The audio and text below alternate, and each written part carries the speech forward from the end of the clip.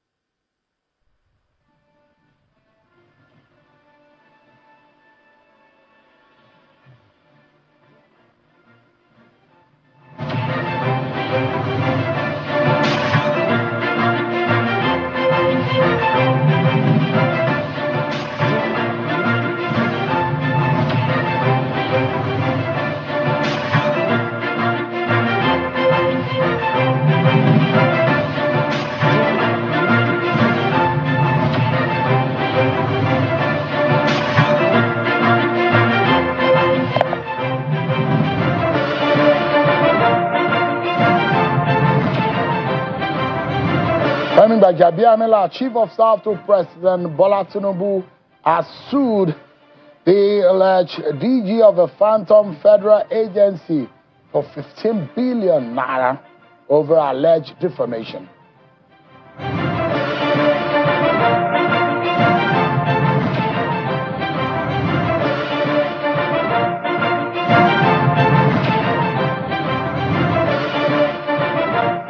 An appeal court today has validated INEC guidelines for the 2027 elections.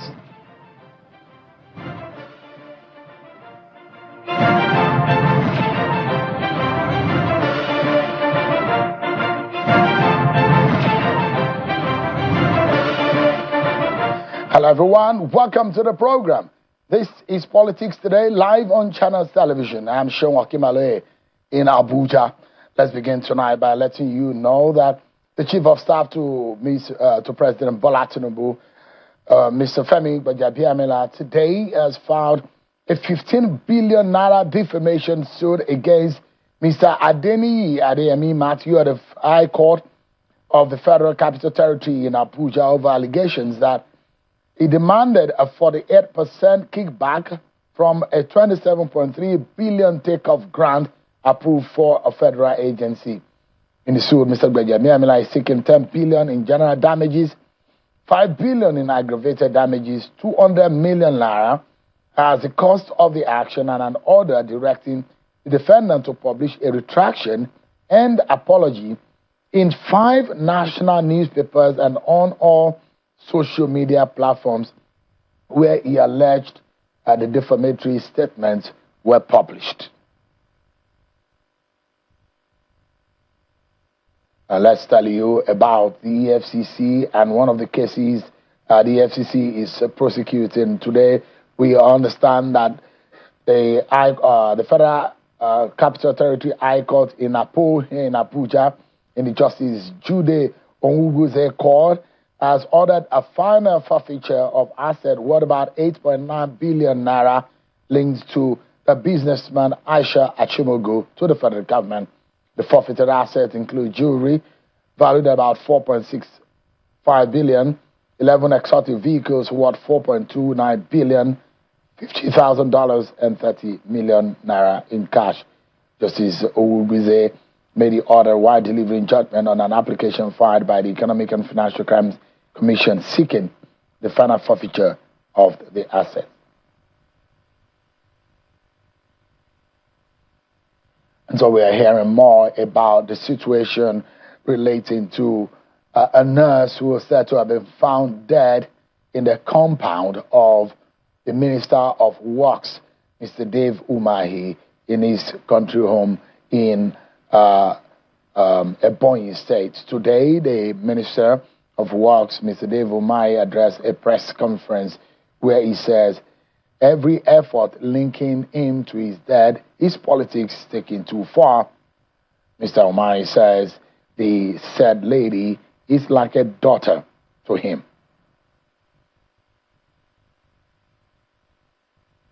There's just so much for us to give out to you tonight on the program as far as the latest is concerned in the world of politics and some of the policy and governance issues relating to the development of our country. So you need to stick around with me, everyone, as we pursue the conversation around this story. But I need to get you more stories, politically speaking, which are happening around the country in our political roundup.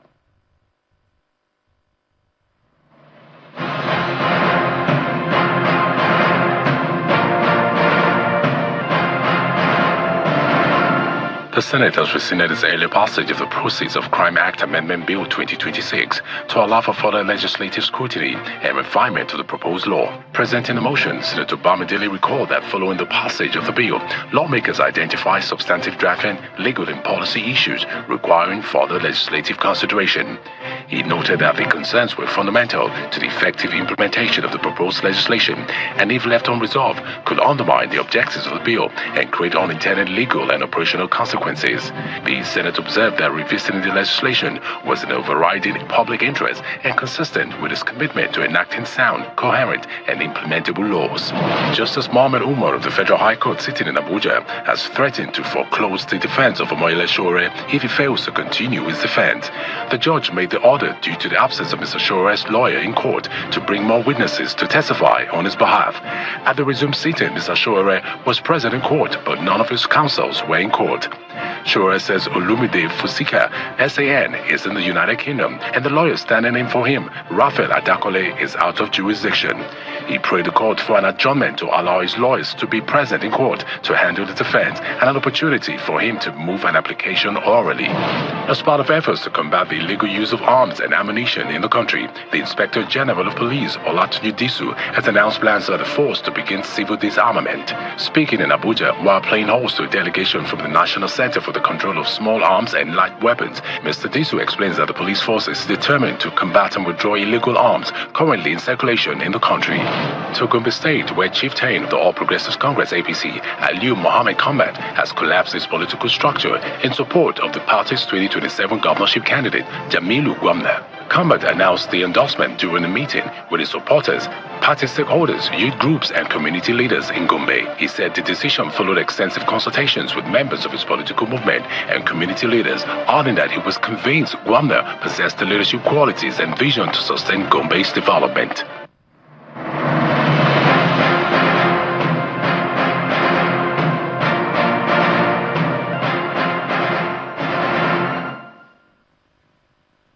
Thanks so much, everyone, for staying with us on the program. Let's tell you, one of our biggest stories today is the Court of Appeal judgment validating the guidelines of the Independent National Electoral Commission, INEC, in the conduct of the 2027 general elections. There was a unanimous position by the Appellate Court, which has set aside the May 20 judgment of the Federal High Court, which nullified the guidelines and barred the implementation. It was a case was taken to court by the Youth Party. But let's get an understanding to open the program tonight from an elections and governance and democracy development advocate, Samson Itodo, who is live for us virtually tonight. Samson, thanks so much indeed for joining us on the program.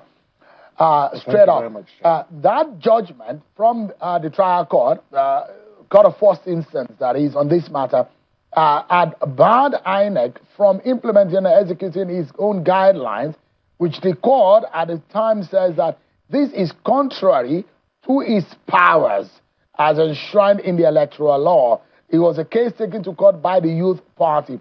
But the appellate court's position, what does this mean for the elections? We are already in the election because election is a process, it's not an event. So we are already in the election. What does this mean for the election? Thank you very much, Jimoh. This issue has been a controversial one, and it's controversial for a couple of reasons. The first thing is the Youth Party was challenging INEC's timetable. that the timetable was inconsistent with provisions of the Electoral Act. What the appellate court has now done is to lay this matter to rest. That first, it is within INEC's constitutional powers to issue timetable, and that the timetable that INEC issued did not run foul of the provisions of the Electoral Act, particularly when you check Section 29 of the Act that provides the timelines for submission of list of candidates.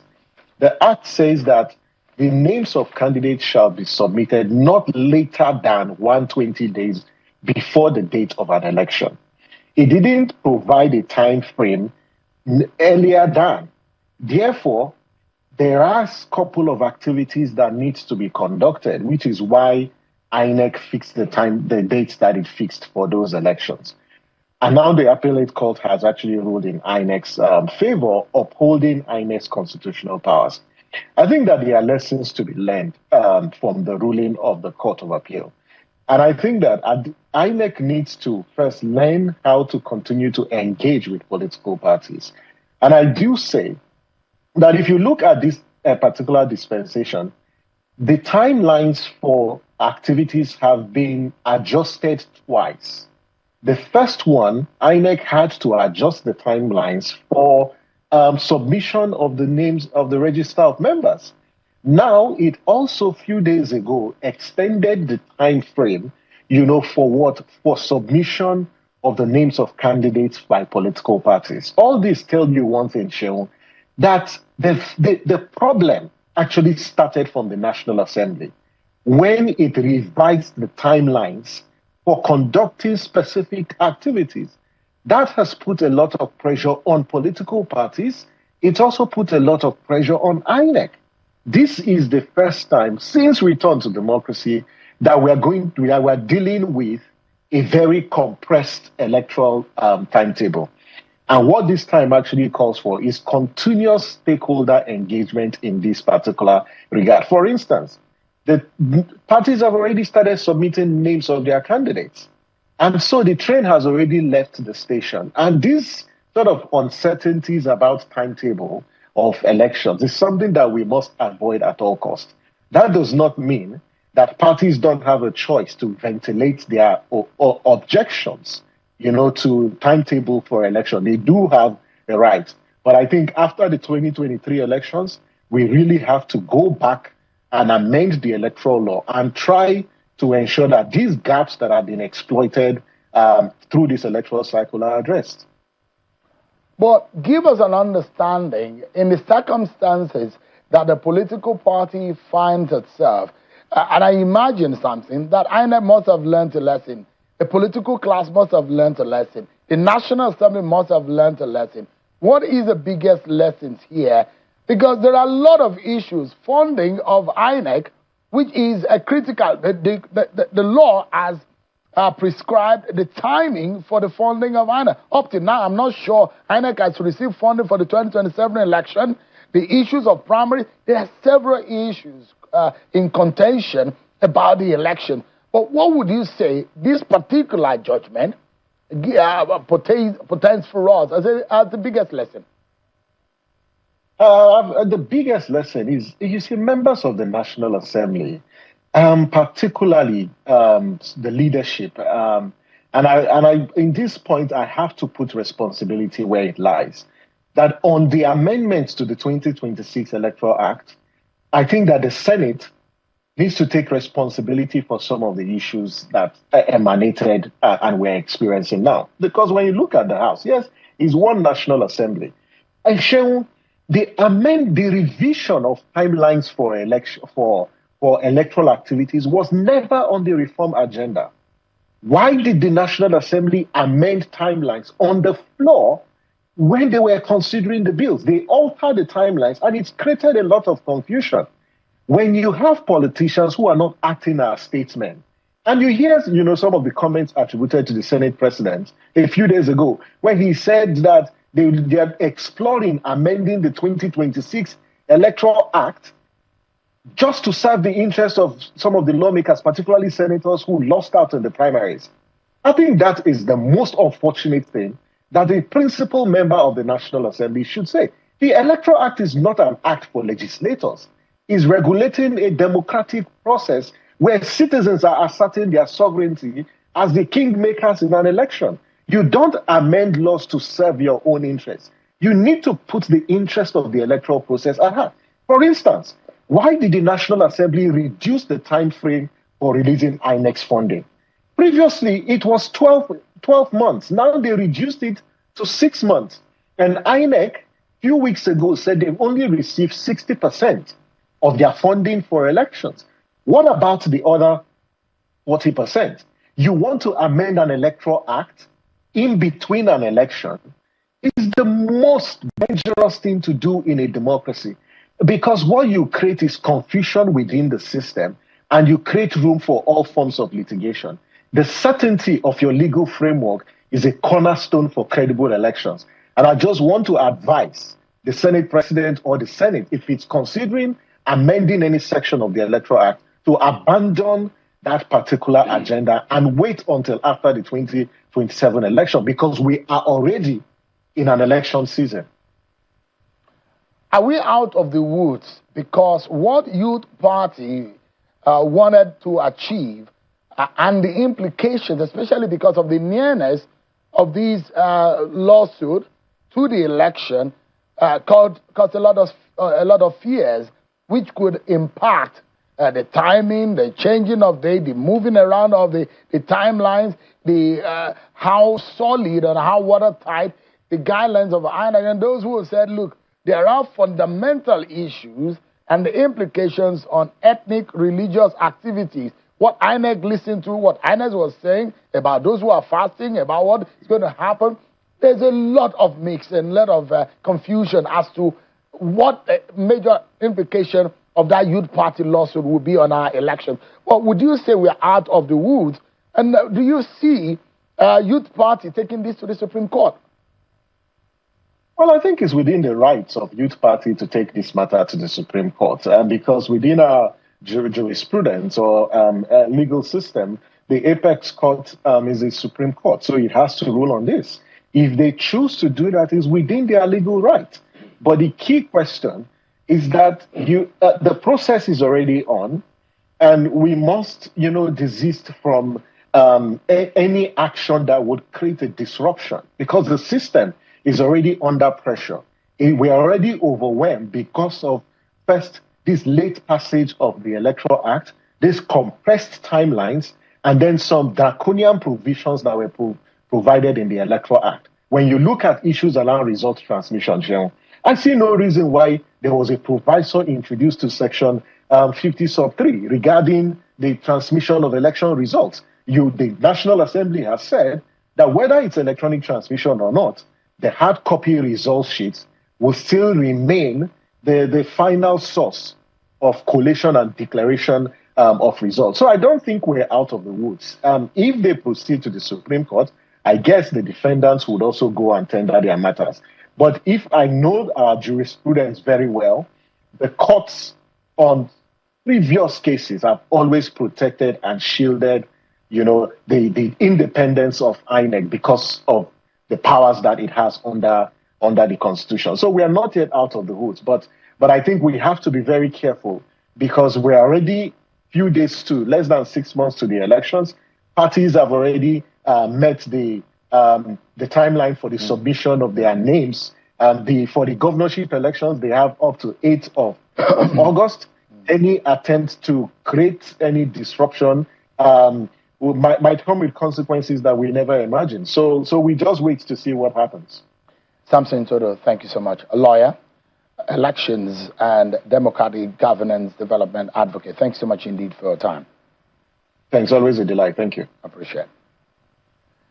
One of those moments that you will be proud to be a Nigerian on the global stage was a moment when Nigeria's permanent representative to the United Nations, the Senator Jimoh Ibrahim, was being referenced and being introduced on the floor of the United Nations glowingly as one of the most educated persons fitted for the office to chair the Budget Committee of the United Nations, the man with about 9 degrees, including Cambridge, Harvard, Oxford, Buckingham, and a list of degrees, became an appointee of the President Bola Tinubu as a permanent representative to the United Nations. Although you may not agree with Jimoh Ibrahim on some of his positions, especially his support for Bola Tinubu, if you're talking partisan politics. But the United Nations permanent representative, Ambassador Jimoh Ibrahim, is live for us here in our Abuja studio. Thank you so much, Ambassador, for joining us tonight. Thank you very much. And congratulations. Physically, you are on the program speaking to us. He was moments before you assumed office officially as the UN permanent representative the last time. But congratulations. Thank you. I'm so proud of you. Thank you. I'm very sure that Ondo people must be proud of you equally because of the kind of academic, and we had that footage, and it was viral, where they were speaking glowingly about your academic performance, not only as a lawyer, but someone fitted who had economic degree, who has a lot of degree to be able to fit into one of the biggest, a lot of people who may not know, the kind of budget that you'll be sitting on as the chair of the Budget Committee of the United Nations is enormous. And that, for Nigeria, is a plus. Congratulations once again. Thank you very much. Let's begin, first and foremost. From where you stand and representing Nigeria, you are wearing two hats. You're sitting as an ambassador into different regard. But there are concerns that President Bola Tinubu has not been attending UNGA. And there are worries about that and what it portends, the optics of that. Do you think that this means well for the image of our country, especially a country that is seeking a permanent seat at the Security Council and wanted to posture itself as the biggest nation on the continent of Africa? Ambassador. Thank you very much, Sean. And we're very thankful to Nigerians, which is my constituency. As a matter of fact, there is no crime committed by President Bola Tinubu for not coming for UNGA because the Vice President was there. And if you go to the video of the Vice President's speech, it was very brilliant and beautiful. Now, President Tinubu has some concerns about the United Nations. And now he's changing his mind. His major argument is that why is it that the United Nations did not admit any African country into the permanent seats of the Security Council. This worries him a lot, and his speeches that he delivered, I think 2 of them now, pointed to the fact that he was not happy with the idea of UN not admitting Africa, particularly Nigeria, to the Security Council. And he argued this out clearly with his brother, the president of Ghana. If you saw his speech too, that why is it that we constitute about 30% of the United Nations, 25% of the world population, and we are not in the Security Council? So I take time to explain this. The reason why we are not in the Security Council is not because of the dictator. It's the fact that when UN was formed in 1945, most of the African countries have not gotten independence. So they were not even there to discuss about Security Council. Then in 1945, after the end of the Second World War, the UN made the countries' minds and formed the United Nations. As at the time of formation, most African countries are not independent. Under Article 1 of the United Nations, countries are equal. Now, if you join, maybe 20, 30 years, UN is 80 years old now. You can imagine, where was Nigeria independent? 1960. How old is Nigeria? So look at the gap between the time when 1960, when Nigeria joined, and 1945, when the UN was formed. Now, because of contemporary development, we are now saying, okay, let's come to the table again. We are not here in a fixed time. So let's come back now and discuss the Security Council again. And you can now, let's see how you can become a member. And the good news is that I can assure you that President Tinubu will secure a Security Council seat very soon.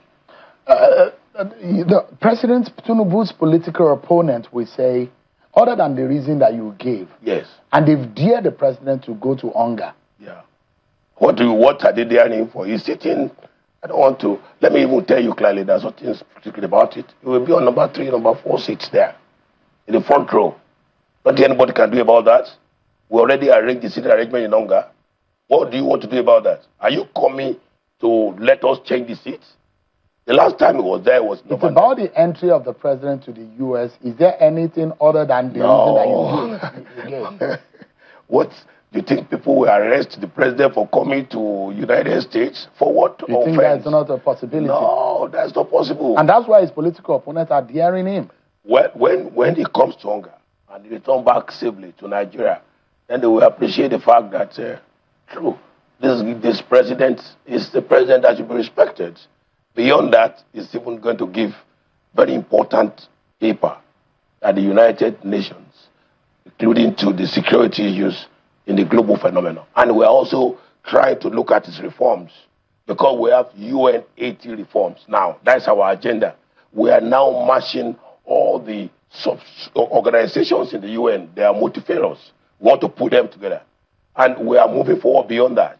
We are moving our sustainable development to efficiency and effectiveness.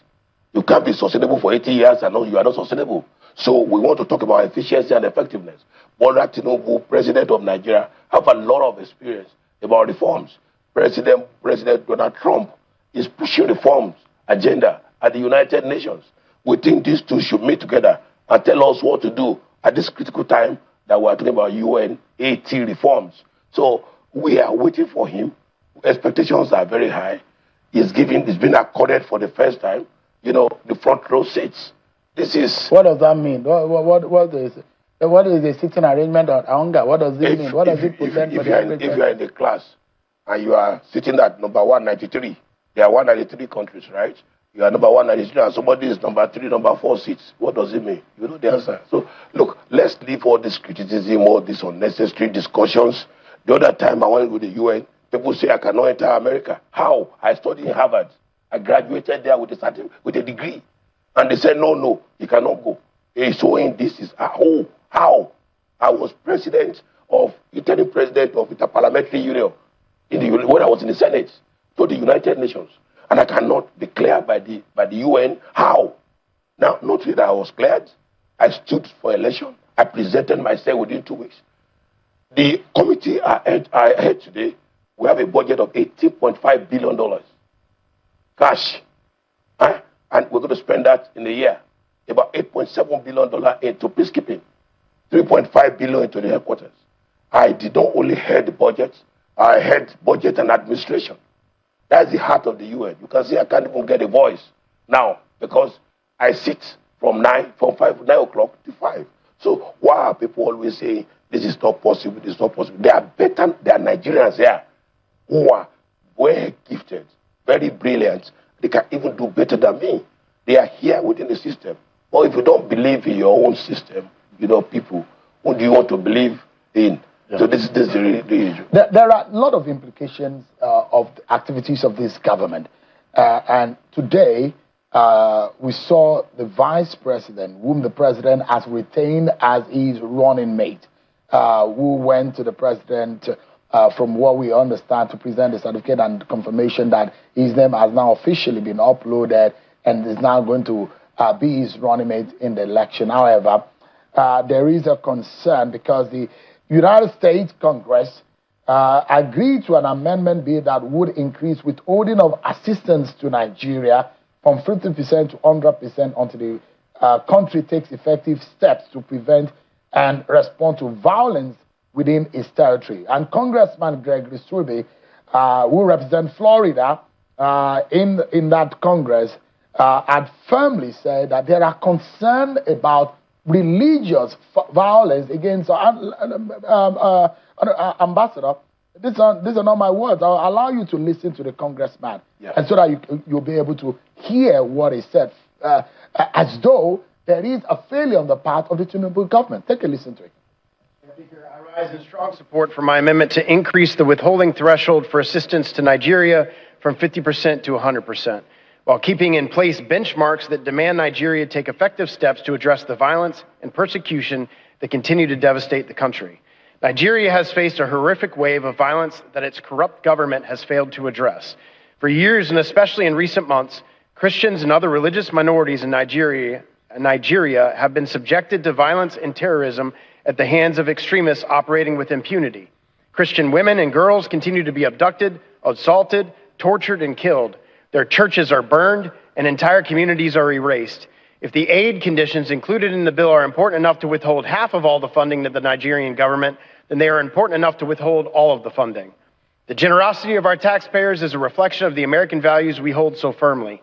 Never should we allow their hard-earned tax dollars to be funneled to corrupt regimes that fail to uphold religious freedom, fail to adequately confront terrorism, and fail to protect the innocent from persecution. So why are we rewarding a government that fails to meet such a basic obligation? This amendment is simple. It does not remove the aid conditions in the bill, but only strengthens such conditions.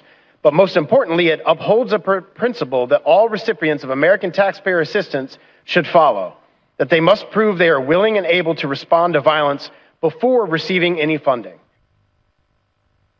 Ambassador, the congressman there said that it described the government as a corrupt government, described the government that's failed in being able to defend and uphold the ability to secure his own people. Let me tell you, Sheon, what was the resolution at the Congress? A congressman can stand up and say anything to increase his campaign visibility. Election is coming in America, not only in Nigeria, very soon. People want to return back their seats. We use your speech to determine whether you're going to be elected or not. So what was the response of the Congress? Was there a resolution? There's an affirmation of that position. That is his own position. Look, let me tell you, the way things work at geocentric politics, America itself knows the right thing to do. You are now saying that there is violence, there is this, there is that.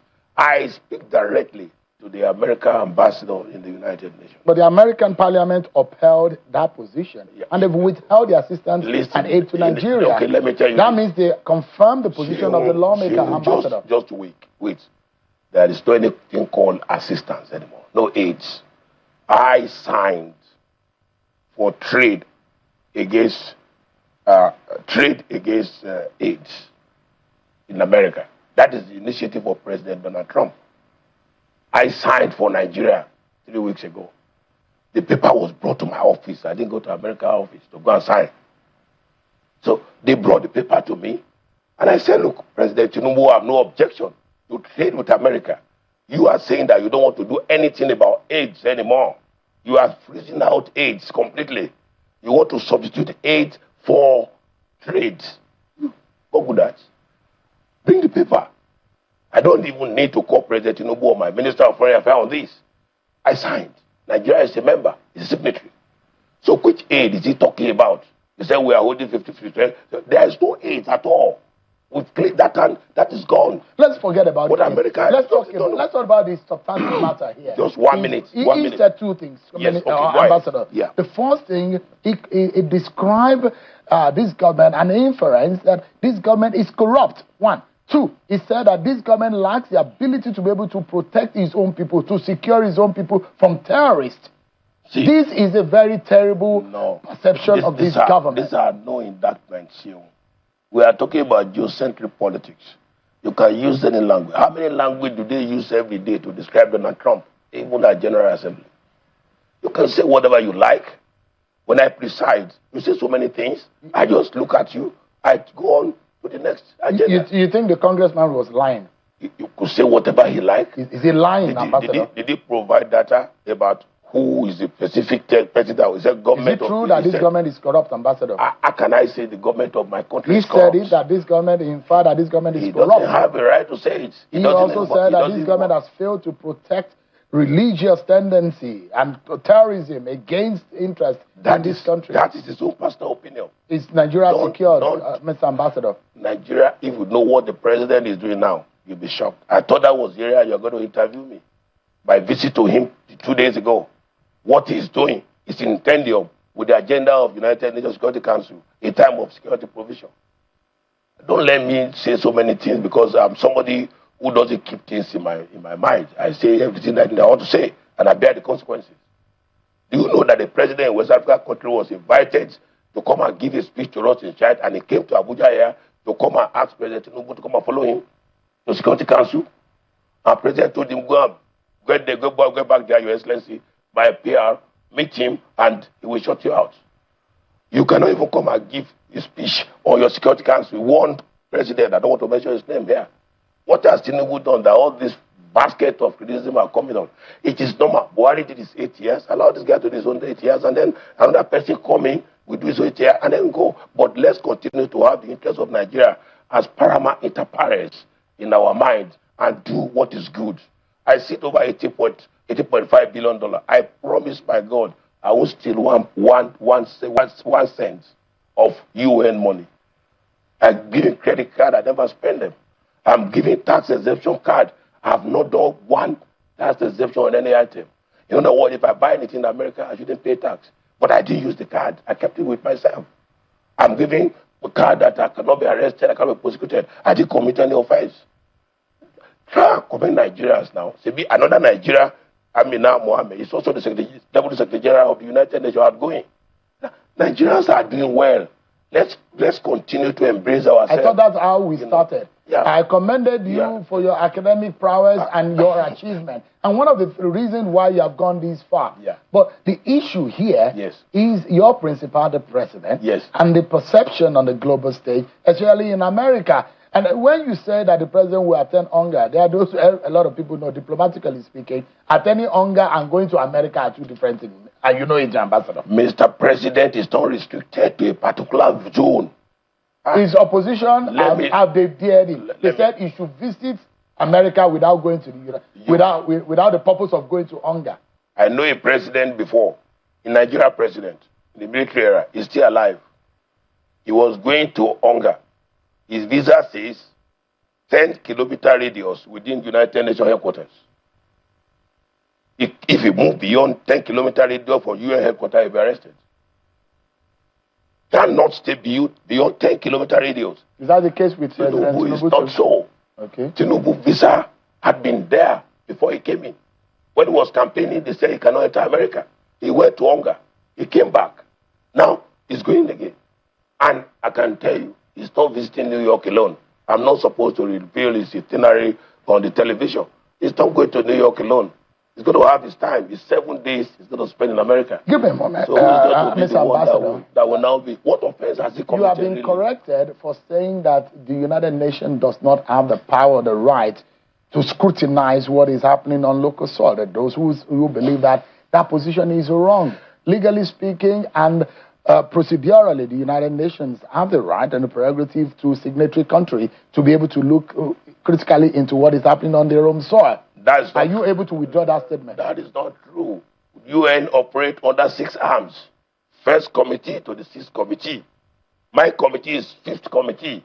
General international law, Court of Justice and all that is 6th committee.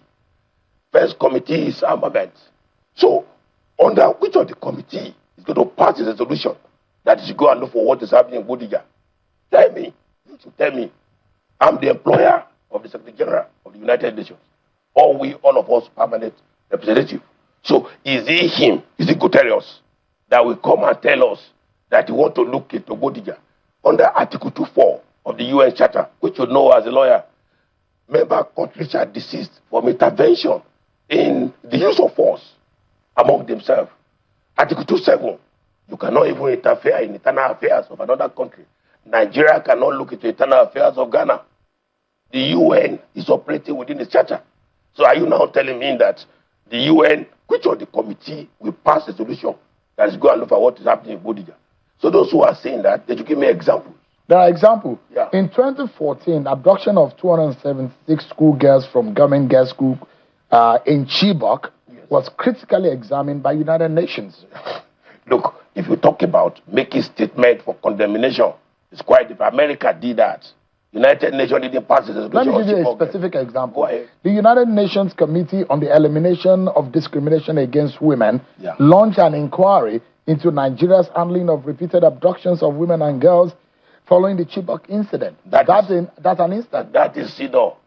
CEDAW is, Nigeria just won an election into CEDAW. Just about 2 weeks ago, we got 123 votes against South Africa, 76 votes. 13 African countries contested. We won. Now, CEDAW is there. If CEDAW is a committee that is not even in the organ of the UN, is making a statement, you say it's UN. How? Something happens. Is that not an arm of? Is that an entity within the United Nations community? You can be a committee. A committee of National Assembly is not the Senate of Nigeria. So let me tell you what happened some few days ago. A UN organ put a report that certain things is happening about poverty in Nigeria. I called the Secretary General and I told him when draw that report or send me the data. If it's not evidence based, it cannot happen. He gave them query. I'm sure if they're not careful, they'll be on their way out.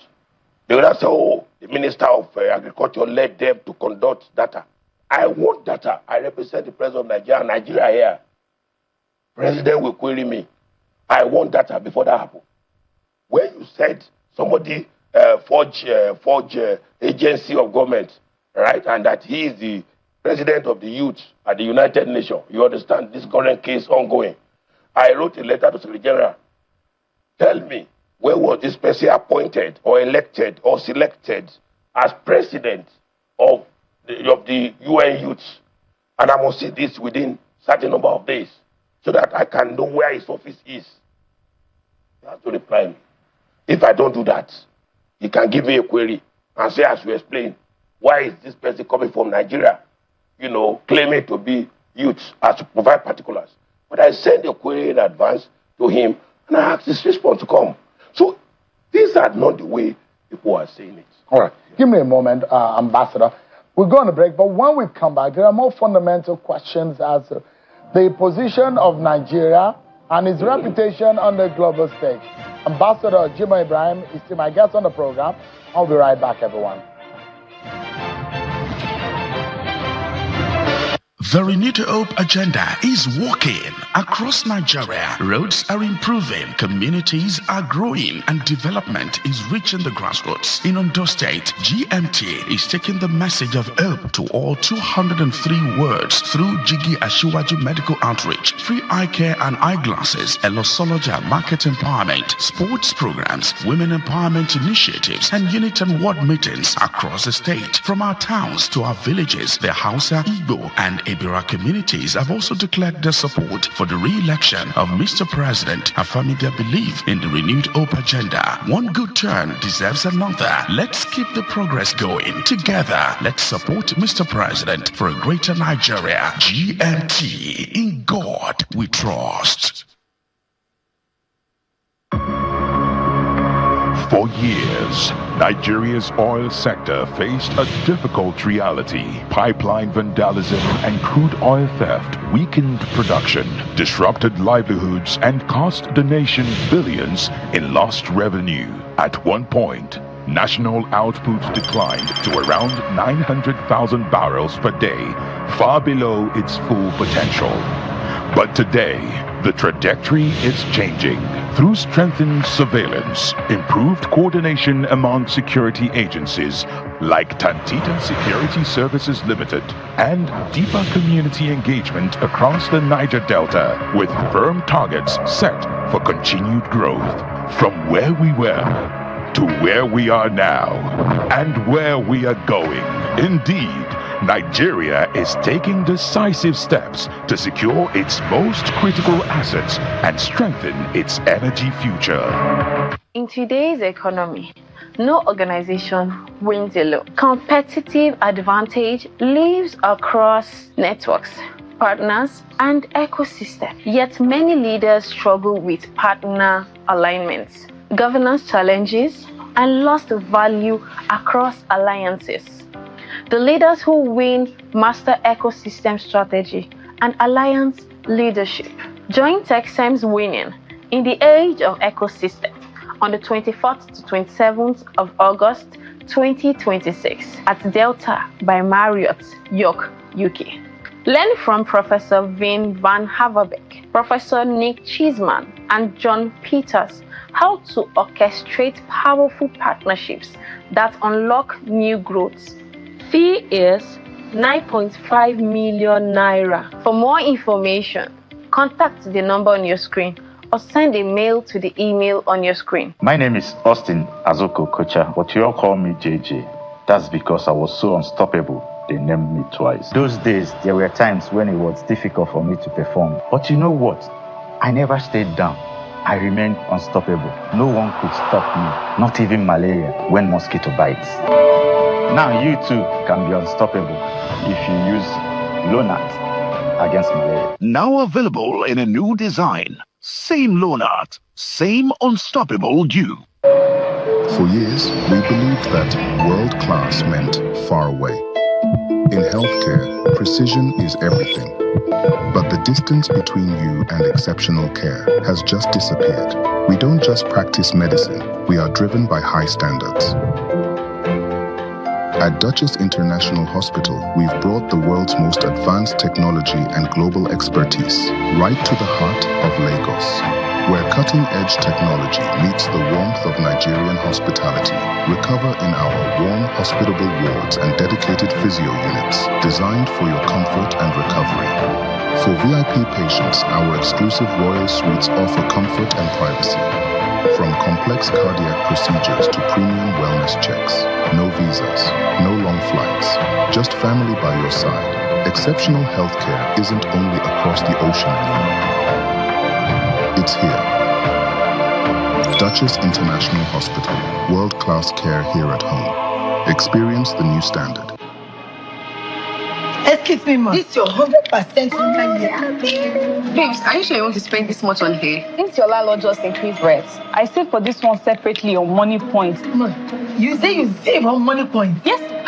This Madam Money Point here, the array of Yadrea, his target savings money points I used to have it. The rest of this my sub is fit savings money points I used to do it. The salary of this my staff is save as you transact. Jennifer, Money Point save as you transact. Money Point fixed savings and Money Point target savings. What happened? Why did I don't contribute to it? Why should I? Come on, you go give your money to Hadaku to stay. You see Money Point accounts here. You know go open a savings account. Now Hadaku you should. I beg everybody inside this my salon. Oh yeah, bring out your phone and download the Money Point app now. Even you. What are you waiting for? Download the Money Point app now. Hadaku, wow, open Money Point account. Money Point, made for your progress. 50 oil and gas blocks, one defining moment, and the future of Nigeria's energy sector unfolding live. After months of rigorous evaluation and a highly competitive bid process, the moment of decision is finally here. On July 21st, 2026, the Nigerian Upstream Petroleum Regulatory Commission, NUPRC, will host the 2025 Commercial Bid Conference at the Transport Event Center in Abuja, where winners of 50 highly prospective oil and gas blocks will officially be announced. As the final stage of the licensing round process, only qualified applicants will participate in this critical event. Want to witness this defining moment? Scan the QR code to register. Members of the public can participate virtually or watch the event live across all our social media platforms. NUPRC, regulating with integrity. Malaria? Again? I'm beginning to think this malaria is spiritual. Madam Landlady, there is nothing spiritual about this. It is obvious you've not taken the right medication. Luta contains artemether and lumefantrine, and it is used to treat malaria. Hey, Oga Luta, thank you for your intervention the other day. I feel very okay now. Luta is another quality product from Ovid and marketed by Pharmatex Nigeria Limited. With Luta, malaria is in big trouble.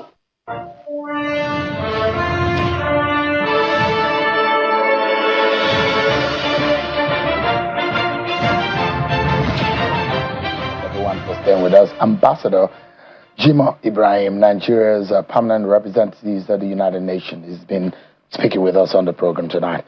Ambassador, you were speaking with the president, and afterwards you had a chat with some journalists after your meeting. What was the crux of that meeting? Well, it is normal after 60 days or 90 days, depending on where you are, to brief the president of your country about the happening at the United Nations. And I'm very glad that President Tinubu understands this. So he was gracious enough to accommodate me, to explain to him what is going on and what we need to do next. And so the first thing we discussed, he was not in a hurry at all. So he took his time And then the first thing he asked me is, what is the UN agenda on security? And I told him, sir, what's your own program? Because what we see at the United Nations is that Nigeria is any insecurity in Nigeria is not because Hausa doesn't like Yoruba, Yoruba doesn't like Igbo. No. The borders are porous. And the ECOWAS practice that we have free movement does not have refugees. So Ghana and all these here and other countries open their borders. Anybody can literally wake up in any West African country and be coming to Nigeria. Again, one passport, no restriction. So now, how do you think that you'll be chief security officer to the entire West African countries? So insecurity grows in Nigeria because of this penetration. So the borders were very porous. So the president said, if they can't keep their border, I want to keep my border. So we had a very useful discussion in this, and we said, okay, what president now came with a very fantastic idea about border stability. I'm using his language, border stability. What does he mean by that? Okay, what it means is that he wants to use peacekeeping force to stabilize the border, and they want to have special corps to keep the border. Will he be building a fence too, just like Donald Trump? He's not building any fence. He's going to just say he has his strategy, and he's just working on it. In fact, he's almost going to maybe any moment from now announce the presidential commission on that. He uses language himself. Border security, stability, not even security. He said, Jimoh, we are looking at border stability here. And I said, sir, if that is the case, United Nations is interested in supporting West African countries of border stability. So by the reason of God, I'll be coming in again as share of C-45, 34. C-34 is about peace. Now, when we do this, we can support West African countries, to maintain their border and let the border be less porous. That's the first thing, and they gave me specific instructions on what to do there as a mandate, which I will do when I resume. The second issue we discussed. So, are you able to activate funds with your influence for Nigeria in this regard? There is no way the United Nations will not support West Africa on border issues. There's no way. There's no way UN will not support. We are not talking about supporting Nigeria, mind you. We are talking about West Africa. That is a sub-region. That is what we are created for. We can support Nigeria in certain areas, technical advice and all that. And Nigeria can also support us by supplying peacekeepers to us. We're in Mali now. We need peacekeepers. So all those ones are things that we do in symbiotic relationship. So President talked about the mandates in respect of Security Council. We agree, and he told me clearly, we are going to run for Security Council election. That's another mandate. So election is coming in March. Nigeria will be running for Security Council. And I also let him understand that the United Nations will soon take a stand that possibly 3 seats will be given to Africa. That's a good news for you, isn't it? 3 seats, permanent membership of the Security Council of the United Nations. Those 3 seats, if you are not there, as at the time the decision is made, then where will you be there? And I know that if President Tinubu secure Security Council seat, permanent seats, that would be historic, because that would be the first time in Nigeria. But I can assure you can take it for granted, because many things I tell you here, you shout at me, but they eventually happen. Nigeria will win an election into Security Council. We're going to start that work in the next 1 week. A prophecy or a statement of evidence-based. Okay. Evidence-based. I mean, that would be a good one. Yeah. It would be a first. And let me ask you, are you bothered that the politics of Muslim ticket is returning when the vice president and those who say the tolerance or the sensitivity to the very complex nature of our polity is not being considered by your party, the APC? Nobody talk about religion at the geocentric level anymore. We talk about merit. Who can do the job? When I was running election as a chair of the 5th Committee, Budget and Administration, I photocopy all my certificate from Cambridge, Oxford, and Harvard. 300 copies, a photocopy, we colored copy. I said it with no baba to all the embassies. Make up your mind. So, who can do the job? That should be the major issue. We should not be fighting ourselves about religion, this is religion and religion. If Christians cannot produce vice president, they can produce secretary of the government, they can produce minister of finance, they can produce... Yeah, by the way, the current minister of finance is a Christian. So, the current secretary general is a Christian. So you have all of these in different areas. Atiku is asking President Tinubu to step down. That he's not worthy to run again for the president of this country. I'm not going to abuse any elderly former president or president. I won't. That's not my job. I'm a young man just coming. But I can tell you that what is the basis of him stepping down? Is it when our economy, our reserve has gone to $57 billion, and our domestic inflation is coming down, and we have a start of almost, we're supposed to deplete the economy by about 60%, and that is not happening. That is the time Tinubu should step down. You think Tinubu is performing? Excuse me. Do you think so? As today, I'm evidence-based person. Go to the Google and ask how much is Nigeria owing IMF? $0. He paid all the debts. I'm glad you're a student of economics from London School of Economics. Yes. How would you explain the macro and the macroeconomics that are not, the indices that are not tallying? Yes, positivity in the trend, upward trend in the macroeconomics, but the statistics still show that more Nigerians are poor. The ability of an average Nigerian to be able to afford a living is more depleted. How do you explain it? Gradually, I can assure you, in the next few months, gradually, Nigeria will be very comfortable. Tinubu has proved one thing in economics. I'm a student. I'm a current student of Masters in Finance in University of London, currently. Now, I can tell you, Tinubu has proven the Polak model of economic stability framework to zero. Because what does that framework say? Credit expansion in domestic economy will lead to reduction in foreign reserve. Now, Tinubu is doing and the policy of impoverishing the larger population of the people. Tinubu is doing credit expansion domestically and foreign reserve. It's taken over 3 years to take effect. When Buhari left, foreign reserve was 3.2 billion. Now it's 57 billion. The floating of the foreign exchange has stabilized. All right, Ambassador. The effects of this will be seen, shortly. Nigeria is doing very, very well. But those, I know what I'm talking about. The 127 million people is what we are talking about, that are critically affected by the reform. They will be released shortly. All right, Ambassador, we've got to go. Congratulations again. I'm proud of you. Got 5 degrees. You've got 9. I'm on the 10th. And I wish you luck. We are looking for knowledge in Ondo. Congratulations. Thank you. Thank you very much. Thank you. I appreciate it. Permanent representative of Nigeria to United Nations, Ambassador Jimoh Ibrahim. That's our show for tonight, everyone. Many thanks for watching. I'm Sean Okimale. God bless Nigeria.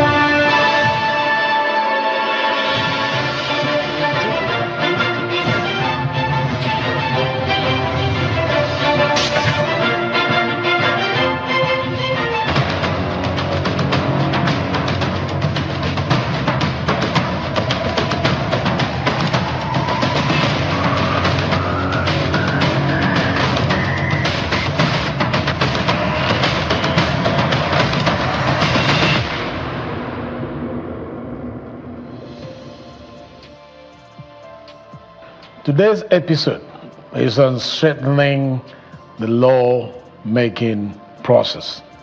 Effective lawmaking is not only about the passage of bills. It is about the systems, about the procedures that enable legislative institutions to function efficiently. From the administration of the legislature itself to the timely presentation of budgets, to the process through which elected members assume their duties, these are not merely internal parliamentary matters. They have direct consequences for governance and for the citizens who depend on it. Constitutional Amendment Bill seeks to strengthen legislative administration by formally recognizing the administrative structure of the legislature in the Constitution. It provides that the clerk to the National Assembly shall serve as the head of legislative service, with similar arrangements for state houses of assembly. The bill also reinforces the independence of legislative service commissions, providing that they shall operate without external directions or control in matters relating to appointments as well as discipline. Legislative independence does not end at the chamber door. It extends